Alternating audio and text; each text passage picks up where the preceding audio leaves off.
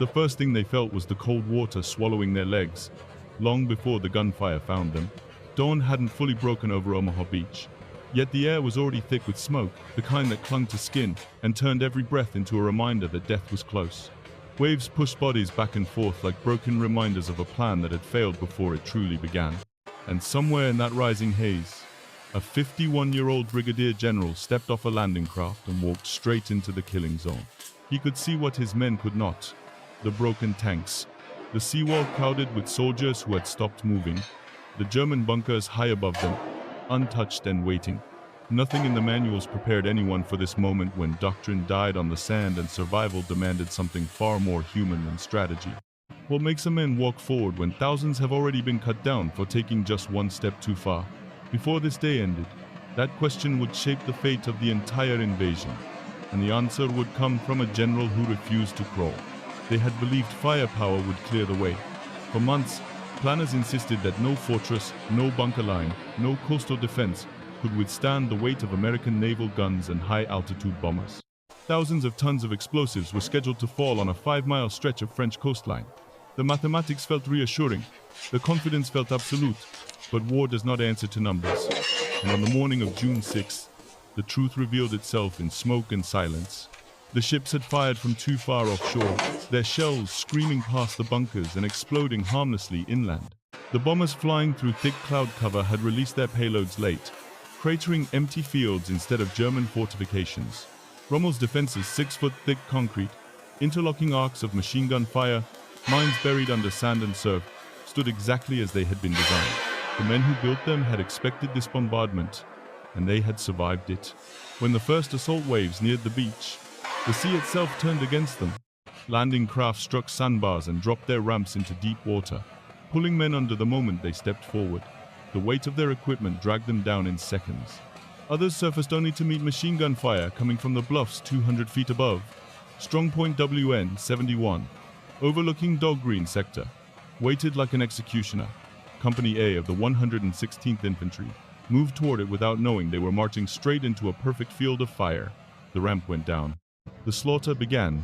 Some men died before they touched the water. Others tried to swim toward shore only to collapse beneath the weight of 60 pounds of gear.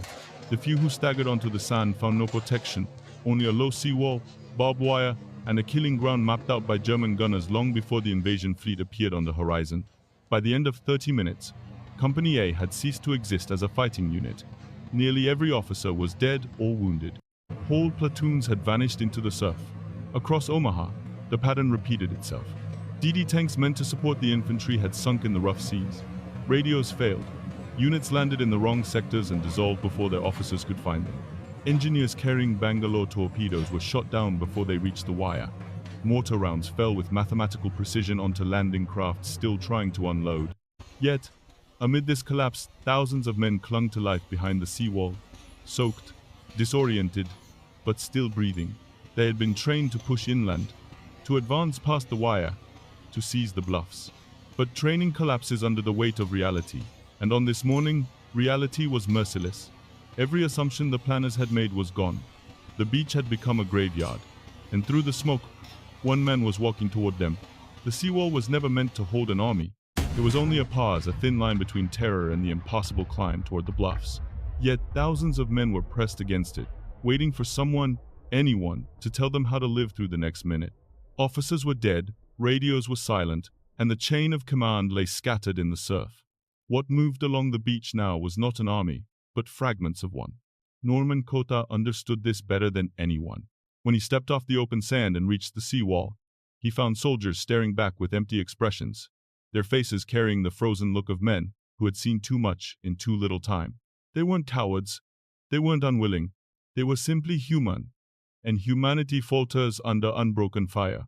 Kota crouched beside them, speaking not with the authority of a general, but with the urgency of someone who knew the next 10 minutes would decide everything. Then he stood up and walked forward. Fire cracked overhead as he crossed the open ground, moving toward a section of wire that naval gunfire had twisted but not destroyed. A group of rangers huddled near it, pinned down by a machine gun 70 yards up the slope. They had tried twice to rush the gap. Twice the first man through had been cut down. Kota listened to their explanation, glanced at the wire, then at the bunker above. "Well," he said, Rangers, lead the way. You thought be Tungsten tight. He did not wait for a reply. He walked straight through the gap. For a moment the battlefield seemed to hold its breath. The German gun did not fire, whether by chance, reload, or distraction, no one ever knew. But Kota reached the far side, turned, and motioned the Rangers forward. 12 men followed before the machine gun found its voice again. Shots snapped through the grass, but the momentum had shifted. Kota crawled up the slope, directing suppressive fire while 2 Rangers worked their way to the flank. A pair of grenades ended the bunker's defiance. It was the first German strongpoint on Omaha Beach to fall. Word spread faster than any order could. Somewhere down the line, men heard the rumor a general had broken through at Vierville. And with that, something changed inside them. Small groups rose from behind the shingle, moving not as organized companies, but as determined fragments of what remained. Sergeants grabbed whoever was nearby. Lieutenants shouted directions to men they'd never seen before. Engineers dragged Bangalore torpedoes up the sand while riflemen covered them, detonating paths through the wire in 4-meter bursts. None of it matched the plan. All of it worked. The Germans had built their defenses to stop a regiment moving in formation. They were not prepared for squads slipping through grass, crawling up defilades, or throwing grenades into rear firing slits. What had begun as chaos was transforming into infiltration, and high above the beach, in bunker after bunker, defenders who had dominated the dawn suddenly found themselves fighting enemies they could no longer see. By mid-morning, the German line was no longer a line at all. It had frayed into isolated strongpoints, pockets of resistance surrounded by American infantry who refused to remain where doctrine said they should die. The defenders had trained for a structured assault, for a grand push supported by armor and wave after wave of organized units. What they faced instead were small, relentless groups, slipping through every fold of terrain, appearing where no attacker should have been. For the Germans, the first sign of collapse was silenced machine guns that once dominated an entire sector, now reduced to rationing ammunition. Mortar crews counted their remaining shells like silver coins, saving them for moments that never came. Artillery observers, cut off from headquarters, reported that supply lines had vanished under craters and smoke. The naval bombardment had not destroyed the bunkers, but it had shattered the roads behind them. Reinforcements could not move. The Panthers, the very force Rommel believed would crush the invasion, remained trapped inland by Allied aircraft prowling the skies. Meanwhile, on the slopes rising above the beach, American infantry advanced meter by meter. 4-meter gaps in the wire became 12. A trench taken here opened the way for another assault 50 yards farther. The beach was no longer a killing ground, it was a funnel guiding men upward. And every small victory, every captured machine gun, widened that funnel a little more. But the cost was staggering. The 1st Infantry Division lost over 1,000 men in a single day. The 29th suffered hundreds more. Rangers were reduced to thin, exhausted lines. Engineers paid with their lives for every Bangalore torpedo placed under fire. In some companies, ranks thinned so quickly that sergeants were commanding platoons and privates were leading fire teams. No official tally could capture the human weight of those hours. And yet, some stories endured. A medical company hit by artillery before they even reached the beach.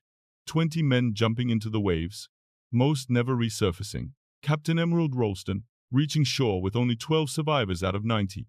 Medics working with bare hands, scavenging morphine from the dead, turning scraps of cloth into life-saving bandages. On Fox Green sector, Staff Sergeant Arnold Lambert worked for 14 straight hours behind a concrete block barely 3 feet high, treating more than 300 casualties under constant fire. He survived the war, lived to be 100, and spoke of D-Day the way many veterans did, with humility that felt heavier than any boast. "I just did my job," he said. That was all. But history knows better. By early afternoon, 3 of the 5 main beach exits were in American hands. German commanders begged for permission to withdraw to secondary positions, but orders from above denied them any ground. They held until they could hold no longer, and then they died where they stood. Those who surrendered did so because their rifles were empty, their belts carried no more ammunition, and the tide of men climbing the bluffs would not stop. Omaha Beach had been the edge of catastrophe. Now it was the beginning of a foothold. From a distance, the bluffs above Omaha looked like just another stretch of the Norman coast. But to Allied planners, they were a gateway, and without that gateway, the liberation of Europe risked collapsing before it had even begun. What happened on those few hundred yards of sand in the early hours of June 6th would ripple across oceans, governments, and alliances. Strategically, Omaha was the anchor. To the east, British and Canadian forces at Gold, Juno, and Sword had pushed inland with moderate casualties. To the west, Utah Beach had succeeded through a fortunate mislanding, but without Omaha linking them, the Allied line would fracture into isolated pockets. A 30-mile gap in the front would give German reserves a clear opportunity to strike each beachhead in turn, defeating them piecemeal. A single failure could have undone the entire invasion, and the world knew it. American commanders watching from offshore saw no movement on Omaha for nearly 3 hours. At one point, some considered pulling units back into the channel. Had that order been given, and had Cotta not broken through when he did, the consequences would have reached far beyond the Norman shore. The Allies needed a deep water port, and Omaha was the only beach where one could be seized quickly. Without it, reinforcements and supplies would choke offshore while German forces regrouped on land. In Moscow, Stalin was already suspicious that the Western Allies were slow to open a second front. Another failed invasion after Dieppe, after years of delay, could have fractured the alliance at the moment it was most fragile. Some historians argue that a disaster at Omaha might have pushed the Soviet Union to test a separate peace with Germany, reshaping the map of Europe before the endgame had fully begun. But that did not happen. Instead, the world watched as American soldiers disorganized, bloodied, leaderless rose from the seawall and climbed the bluffs, one trench at a time. They did what doctrine could not. They did what strategy had failed to plan for. Their advance ensured that the invasion held, the alliance remained intact, and the vision of a liberated Europe stayed alive. By late afternoon, Omaha was secure. The beachhead deepened, supplies began flowing, and the strategic nightmare that had loomed over the morning quietly evaporated into history. The world would remember Normandy as a turning point, but only those who survived Omaha understood how close that turning point came to slipping away. History rarely remembers the quiet moments after victory, the stillness that follows the last burst of gunfire. Yet on the evening of June 6th, as the tide crept back across Omaha Beach, it moved over more than equipment and debris. It moved over the cost of a foothold, over the men who had broken an impossible line, over the decisions made in seconds that shaped the future of a continent. Norman Cotta never asked to be the symbol of that day. His medals did not mention the moment he walked through machine gun fire, nor the hours he spent pulling soldiers to their feet when everything around them said to stay down. His tombstone at West Point carries only the basics: his name, his rank, his dates of service. Nothing about Omaha. Nothing about how thousands followed him simply because he showed them how. But legacy is not carved in stone. It is carried in memory by the divisions that trace their lineage through Normandy, by the families who walked the rows of white graves on a windy bluff above the channel, and by every soldier who understands that leadership is not about rank, but about stepping forward when forward feels impossible. Omaha Beach reminds us that plans can fail, firepower can miss, and entire operations can hang on the courage of individuals whose names the world may never learn. It reminds us that history turns not only on generals and governments, but on sergeants, medics, engineers, and the men who believed that taking one more step might matter. And it did. As you reflect on this story, consider the question the soldiers of Omaha answered with their lives. What does it truly mean to advance? When standing still feels safe, their answer shaped the world we live in.